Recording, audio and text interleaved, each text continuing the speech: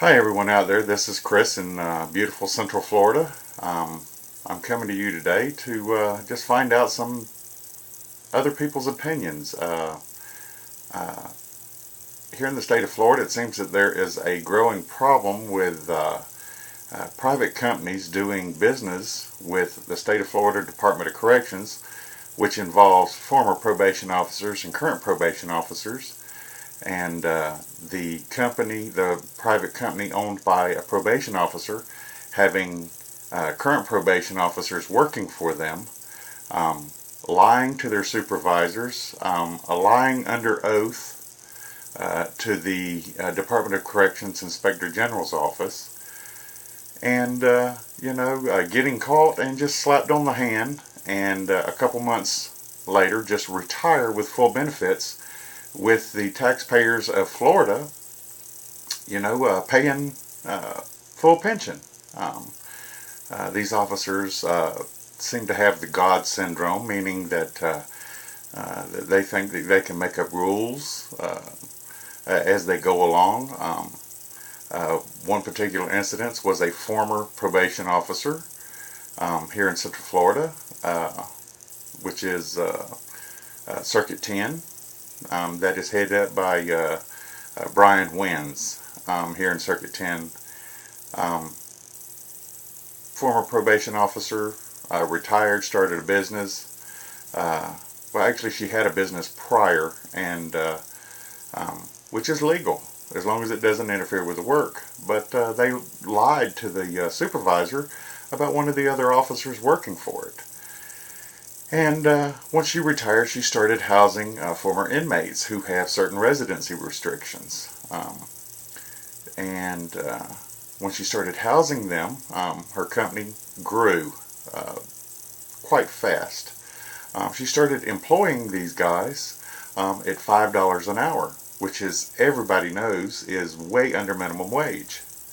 And then on top of that, on a 40-hour week, a $200 paycheck, and then she turned around and took uh, the rent out, being she was housing them. So basically, one probation officer, a former probation officer, was housing them and employing them, and another member of the company was supervising them. Um, this is a direct conflict of interest for anybody. But yet the state of Florida seemed to find nothing wrong with it. Supervisors are required every 6 months to review cases, and copies of their payroll checks was in there. Supervisors never questioned the fact that they were being paid $5 an hour, um, which makes the supervisor just as guilty as the next one. They knew they were being paid. There were several officers within this particular office that knew um, that they were only being paid $5 an hour, but never said anything because their employer was their former colleague. Um, this company never paid taxes. This company never took out Social Security, anything else. After years and years and years of doing this, a group of us, yes, I was employed by them. I was not on probation. I ran the program, and on several instances had a conversation with the owner, Miss Lori Crump. The name of her company is Dixie Girl Investments, and I had conversations with her on several times. Instances about taxes and insurance and this and that and the other. Well, those of you who know me knows that I am terminally ill, and I get certain treatments from the health department, and my treatments are based on my income, not whether I have a job. And the whole time, the health department knew that I was working for this company. I was being paid $12 an hour. But by the time my rent was taken out, my electric, everything else, because I too lived in a residence owned by this company. Um, and by the time I bought all the fuel for my truck, which was being used for that company, not personal use. Um, I ended up with maybe $125, $150 a week. So I still qualified for my assistance for my medications and stuff. The owner of this company doesn't seem to realize that. It's not based on me having a job. It's based on how much I make. So, but probation officers, this current probation officer, she would, if the guys complained about working for $5 an hour or started to complain, she would make a comment and let them know. Now you know it's a violation of your probation to turn down work. Well, that's not a threat directly. But when you're on probation and you were actually working for a company and you're being paid $5 an hour, your employer has your employment and your housing in one hand, and your probation officer has your freedom in the other, and yet your probation officer and your employer live in the same house. They own a house together. Ladies and gentlemen, y'all put two and two together. Y'all figure it out.